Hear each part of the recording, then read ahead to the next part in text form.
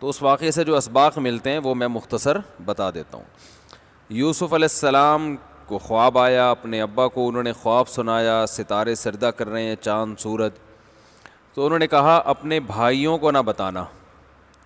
تو اس سے پتہ چلتا ہے کہ بھائی بھائیوں میں جیلیسی کا عنصر دوسروں سے زیادہ ہے. اچھی باتیں اپنے بھائیوں سے اتنی زیادہ نہیں کرنی چاہیے. مقصد بھائیوں سے بدگمان کرنا نہیں ہے، مقصد ہے تھوڑا سا محتاط رہنا چاہیے. سمجھ رہے ہیں؟ تو بھائیوں نے پھر بھی حسد ہوا اور کنویں میں ڈال دیا. اللہ نے کیسے کنویں سے نکالا. بھائی روتے ہوئے آئے ابا کے پاس اور کہنے لگے ہم جنگل میں تھے اور بھیڑیا کھا گیا. تو اس سے یہ بھی پتہ چلتا ہے کہ رونا یہ حق پر ہونے کی دلیل نہیں ہے. بعض خطیب بہت روتے ہیں، بات غلط کر رہے ہوتے ہیں، رو رہے ہوتے ہیں دبا کے طبیعت سے، پبلک بھی رو رہی ہوتی ہے. تو بات دیکھو کیا کر رہے ہیں. یہ صحیح بات ہے تو پھر بے شک رو لیں. اگر غلط بات کر رہا ہے تو روئے، تو جتنا روئے اتنا آپ ہنسیں اس کے اوپر کہ دیکھو یہ بات ہنسنے کی تھی مگر اس پہ محترم رو رہے ہیں. کیونکہ آج کل ہمارے ہاں رونے دھونے کو دلیل سمجھا جاتا ہے کہ اتنے نیک ہیں دیکھو رو رہے ہیں یہ. تو اللہ کے لیے رونا، صحیح بات پہ رونا، اس کی فضیلت ہے. اور اگر لوگوں کو الو بنانے کے لیے رویا جا رہا ہے تو یہ فضیلت والا عمل نہیں ہے. تو رونا دلیل نہیں ہے. بعض دفعہ کیا ہوتا ہے کہ میاں بیوی کا جھگڑا سامنے آتا ہے نا، خواتین بہت رو رو کے اپنے شوہر کے ظلم بیان کرتی ہیں. تو جن کو تجربہ نہیں ہوتا وہ بیوقوف بن جاتے ہیں. تو بعض دفعہ وہ خاتون پر واقعی ظلم ہو بھی رہا ہوتا ہے، ایسا بھی ہوتا ہے. صحیح رو رہی ہوتی ہیں، سچی مچھی کا رو رہی ہوتی ہیں. بعض دفعہ سچی مچھی کا نہیں ہوتا، اتنی بات نہیں ہوتی جتنی رو رو کے انہوں نے بڑھا دی ہوتی ہے. تو مقصد یہ نہیں کہ ظلم نہیں ہوتا، مقصد یہ کہ صرف رونا دلیل نہیں ہے. آپ انکوائری کریں، تہ تک پہنچیں، اندازہ لگائیں غلطی کس کی ہے. تو بچے کے دیکھیں نا، بچہ جب کوئی چیز مانگتا ہے نہیں دیتے تو دلیل تو ہوتی نہیں اس کے پاس، تو طبیعت سے روتا ہے چیخ چیخ کے. تو اس کو پتہ ہے کہ میں دلائل سے بات سمجھاؤں گا تو سمجھ میں نہیں آئے گی، رو رو کے مطالبہ منوا لو.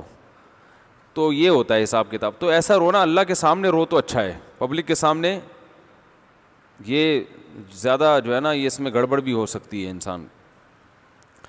تو یوسف علیہ السلام کے بھائی رو رو کے آئے. انہوں نے کہا میں کیا کر سکتا ہوں بھائی، بچوں کا کیا بگاڑتے. وہ صبر کیا یعقوب علیہ السلام نے. پھر یوسف علیہ السلام محل میں چلے گئے. فروخت ہوتے ہوتے وہاں پر پھر بادشاہ کی بیوی آپ پہ عاشق ہو گئی. برائی کی کوشش کی مگر آپ برائی میں سے بچ نکلے. الٹا آپ ہی پر الزام ڈال دیا گیا، جیل میں چلے گئے.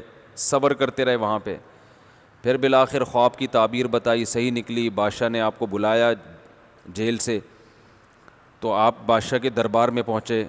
بادشاہ نے کہا آج آپ کو ہمارے ہاں بہترین ٹھکانہ ملے گا. یوسف علیہ السلام نے اس کو قبول کیا، بادشاہ کی پیشکش کو. مزید ایک پیشکش اور بھی کر دی کہ مجھے وزیر خزانہ بنا دیں. تو اس سے بھی پتہ چلتا ہے کہ آج جو بعض علماء پہ درباری مولوی کے فتوے لگا کے لوگ ان کو بدنام کرتے ہیں، یہ غلط ہے.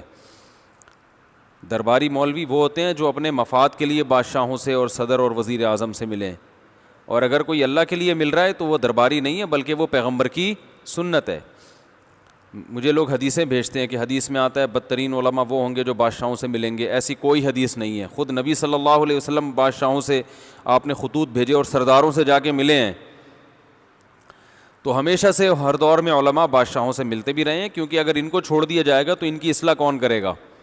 تو یوسف علیہ السلام کو جب بادشاہ نے بلایا تو یہ نہیں کہا کہ میں درباری مولوی تھوڑی ہوں، بس مجھے رہائی مل گئی، مجھے دو، میں جا رہا ہوں، میں جاؤں گا جنگل میں جا کے اللہ کروں گا لوگوں میں. تم اور بادشاہ بھی کافر غیر مسلم، تو کہتے میں تو اللہ کا پیغمبر ہوں، توحید پرست ہوں، میں تمہاری آفر کو قبول کیوں کروں، میں دربار میں کیوں آؤں بھائی، تم نے کیا، بس مجھے رہائی مل گئی نا، میں جا رہا ہوں. گئے دربار میں، بھائی بادشاہ ہے، اس سے بنا کے رکھو گے تو بات بنی رہے گی، بہت سارے کام ہو جائیں گے. تو بادشاہ کے پاس گئے ہیں عزت احترام کے ساتھ. بادشاہ نے بھی عزت سے بات کی، آپ نے بھی عزت سے بات کی، کیونکہ حدیث میں آتا ہے انزل الناس منازلہم، لوگوں کا جو مرتبہ ہے نا ان کو وہ مرتبہ آپ کو دینا پڑے گا. کوئی غیر مسلم بھی ہے اگر وہ کسی عہدے پر ہے تو تمیز سے بات کرنی پڑے گی. یہ دنیا کا اصول ہے. تو شریعت کیونکہ دین فطرت ہے، شریعت نے بھی یہ کہا ہے کہ دنیا میں اس اصول کو تم نے فالو، بولو بھائی، کرنا ہے.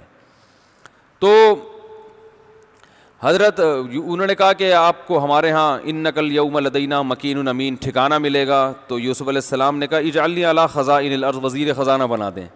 تو عہدے کا مطالبہ کرنا بھی جائز ہے اگر اپنی ذات پیش نظر نہ ہو، قوم کی خدمت. آپ کو پتہ ہے کہ نااہل لوگ چلے جائیں گے تو ہم ترقی کر کے چلے جائیں تو اچھا نہیں ہے کیا؟ جی سمجھ میں نہیں آ رہی بات یار، ایک گھنٹے سے سمجھا رہے ہیں. تو اس لیے انہوں نے باقاعدہ وزارت کا عہدہ قبول کیا.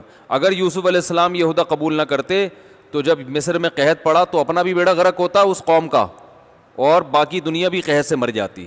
تو ایک مینجمنٹ آتی تھی ان کو. یہ بھی پتہ چلا کہ بھئی عہدہ بھی قبول کیا جا سکتا ہے، اور دنیاوی علم کی اہمیت کا بھی پتہ چلا.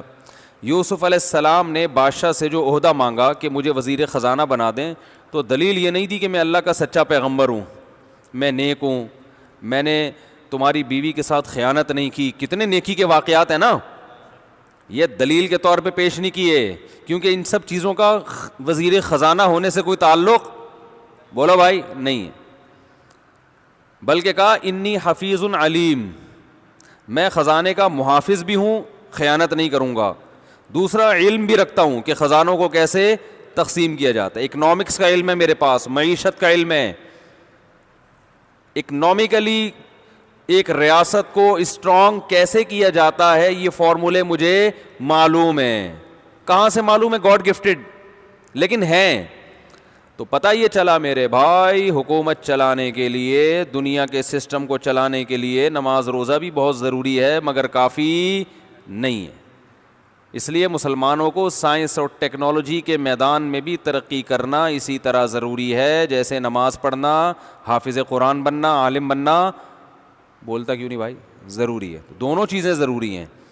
تو بعض لوگ اس طرف لڑکتے ہیں، اس کا انکار کرتے ہیں، بعض ادھر جاتے ہیں، ادھر کا انکار. بعض لوگ اس طرف چلے جاتے ہیں بس سائنس ٹیکنالوجی ہی ہے، مولوی بننے کی کیا ضرورت ہے. تو سائنس اور ٹیکنالوجی سے تم ترقی تو کر لو گے مگر انسان نہیں بنو گے. تمہیں کیا پتہ چلے گا تہذیب کیا ہوتی ہے، نکاح کس سے حلال ہے کس سے حرام ہے. گوروں کے پاس مولوی ٹائپ کی چیزیں نہیں ہوتی، تبھی زنا کرتے ہیں، نکاح نہیں کرتے، اور ہومو سیکس کو بھی پروموٹ کر رہے ہیں. ابا اماں کو جمع کرا دیا اولڈ ہوم میں. وجہ کیا ہے کہ ہمارے یہاں ہوتے ہیں، آپ ابا کو اولڈ ہوم میں جمع کراؤ گے، مولوی صاحب جمعے میں بیان کر دیں گے آپ کے خلاف، جہنم میں جائے گا. ہوگا کہ نہیں ہوگا؟ تو حقوق تو اس مذہب بیان کرتا ہے کیونکہ اللہ کا قانون ہے نا. تو اس لیے دونوں چیزیں ضروری. اچھا بھائی، یوسف علیہ السلام کو نے جو ہے نا باقاعدہ عہدہ مانگا بھی ہے. اور وجہ کیا ہے بھائی؟ اچھا میں یہ بتا رہا تھا اس سے دنیا کے علم کی فضیلت بھی معلوم ہوتی ہے کہ دنیا کا علم بھی شریعت میں ضروری ہے. داؤد علیہ السلام کو اللہ نے لوہا پگھلانا سکھایا تاکہ جنگ ہوگی تو نماز بھی پڑھتے تھے اور زریں بنا کے لڑائیاں بھی کرتے تھے. تو اسباب اور وسائل کو بھی پورا اختیار کرنا چاہیے. تو نہ دین کے علم کی اہمیت کو کم کرنا چاہیے، نہ سائنس اور ٹیکنالوجی کی اہمیت کو. تو مسلمانوں کو دونوں رخ پہ کام کرنا ہے، مکھنچو بن کے زندگی نہیں گزارنی. اور دینداروں کی زیادہ ذمہ داری ہے کہ وہ اس دنیاوی علم میں آگے بڑھنے کی کوشش کریں. سمجھ رہے ہیں؟